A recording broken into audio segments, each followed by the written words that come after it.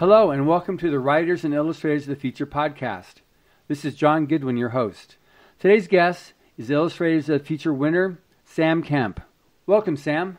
Hi, thanks for having me. So, first of all, congratulations on being a winner. Thank you very much. And welcome from the UK. Yes, yeah, quite a distance. So, you arrived yesterday and... I did, yep. So the flight was good and all that? Perfect, yeah. The arrangements, absolutely amazing. Good. So now this is your first time in Hollywood? It is, yep. So what's it been like so far? Amazing, yeah. I'm still pretty jet lagged. I only got it yesterday, but the weather's way better than the UK. And so, yeah, it's amazing to see some of the things, as you said, we see on TV. That's great. So how did you originally find out about the contest? I saw the awards ceremony on YouTube. I should have been working, and I saw the awards, and I thought it was just amazing. And I thought I have to learn more about this. I became a bit obsessed with it and started putting artwork together to apply.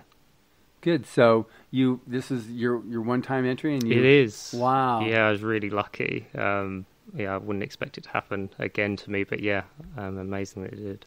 That's great. So, what kind of art do you like to do? Describe a little bit about the art that you submitted that you won with. So, the artwork I submitted was really directed in one particular style, because at the time I was really inspired by 80s sci-fi. So I was watching films like Alien and Blade Runner, and I love the analog details where it doesn't age. So I wanted to create stuff like that, and that was my mindset was there. So all my pieces that I applied for were really direct. But if you look at my portfolio now, it's changed, it's diversified. I don't have one inspiration. I kind of pull from everything. So right. I think that's what I've learned to do. And as I improve as an artist, I find I can learn from fashion or contemporary art or concept art for games. So it's a case of pulling all those things together to come up with something original. Wow. So you're more science fiction rather than fantasy, or is that your... I would say so, yeah, for now, definitely. That's the thing I would jump to most. An artist that I love, like Sid Mead. I love how grounded sci-fi can be, more so than fantasy. It's not always the case, but the art I love, that does tend to be the case. So tell me about the piece that you created for Writers of the Future. So yeah, the story was called Harvest of Astronauts. It's an amazing story. I found real inspiration from it. And it's a love story at heart. It's based on a female character who's dying, and she's in love with an android. The story, as it develops, you find out that there's an inevitable truth that the android will need to be destroyed for the job that they're doing. So I wanted to represent that in the cover without showing that explicitly. Yeah, it was an amazing piece of art you did. So, oh, thank you. Yeah. You know, people are really enjoy seeing when they get the book and look at your art. Thank you. I hope so. Yeah, I think so for sure. So have you always wanted to be an artist? Yeah, definitely. I don't remember ever wanting to do anything different. There wasn't a choice. I mean, my parents wanted me to be a lawyer or a doctor, but it didn't work out that way. I've always wanted to be an artist, and it's the main thing I focused on. So what's their take on your having won this contest? They're very proud, obviously. It's the first big thing, other than jobs, that I've got, that they can really say this is something different that other people don't get. It's not a normal thing that happens to someone in their life. It's a real accolade that I can say, I did that, I achieved that. Mm-hmm. And so obviously they're proud. So what are you looking at, what are you most anticipating this week at the workshop and everything's going to happen? The main thing, so what am I looking forward to? Yeah. The main thing is meeting other like minds, is that artists and the tutors. Obviously I'm here to learn, that's the main thing I want to take away, but gaining friends and lecturers, that's the thing I'm really excited.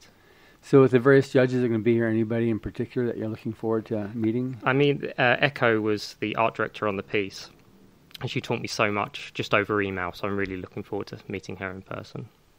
That's great. Yeah, Bob Eggleton, I don't know, have you ever heard of him? I have, yeah. Yeah, his work's great. Yeah, so he'll be here, and he hasn't been here for a while, so we're very excited about that. He's going to be here teaching, and he's probably one of the most awarded artists. Sure, yeah. I mean, he's almost a household name, which is rare for a sci-fi illustrator. Yeah, and then we've got Larry Elmore. is the creator of Dungeons and Dragons art, the original art. Oh, no way. Oh, amazing. Yeah. I didn't know his name, but that's awesome. Yeah. So we got some amazing people that will be able to impart. And then Rob Pryor, he actually paints with both hands. Really? With his eyes closed. As if art isn't hard enough.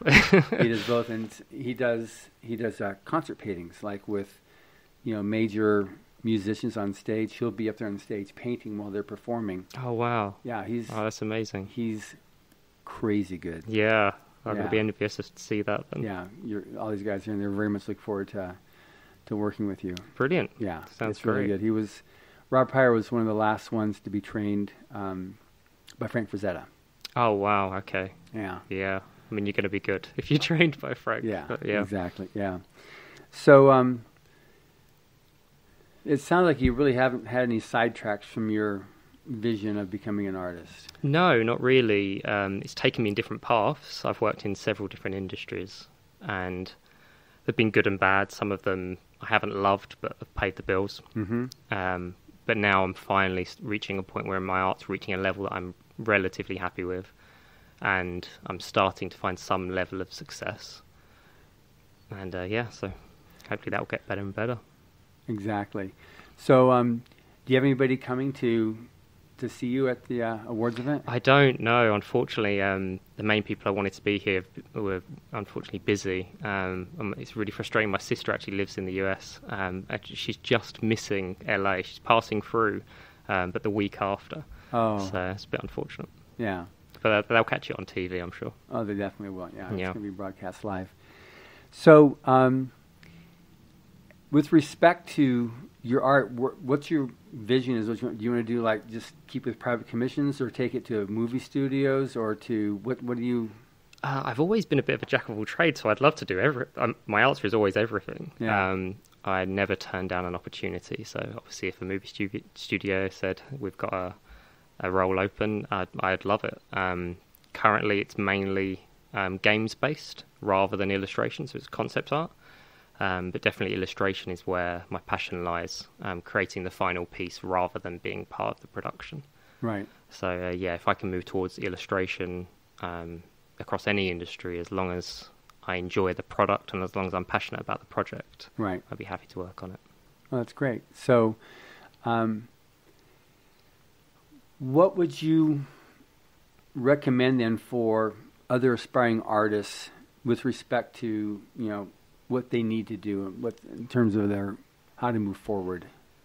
The main thing I would say is constantly practice, have more confidence in what you're doing. It's probably better than you think it is, and just keep going.